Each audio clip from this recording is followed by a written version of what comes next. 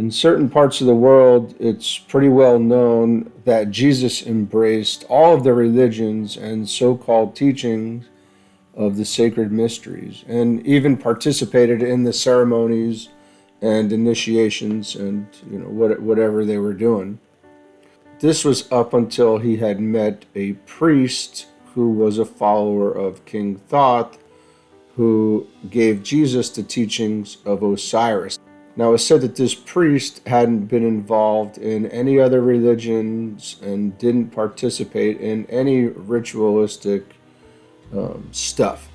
But because of all of his previous study after hearing these teachings, Jesus did recognize the deep inner meaning, and at some point, after traveling all over to find the truth, and even admittedly believing that some of them were relatively pure, they still were all just pointing to the one source and the God within, who he called the Father.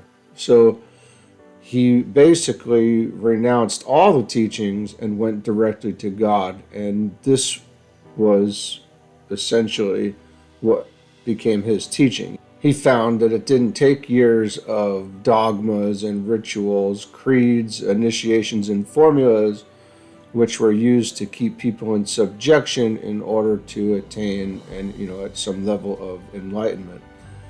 He knew that what he was seeking was right within himself, and in order to be the Christ, he must declare it and make himself pure, which we all know he did.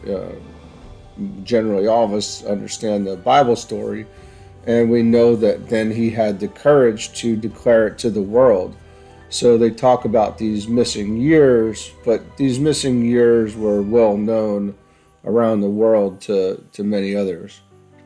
But the concept to be understood was that it doesn't matter where this realization comes from, but it's the work that counts. And it's realizing and coming to the point where we understand that this is the inner work, and we make the turn inward, and it's not something that someone else can do for us. It's what we do that gets us there to these understandings that he had.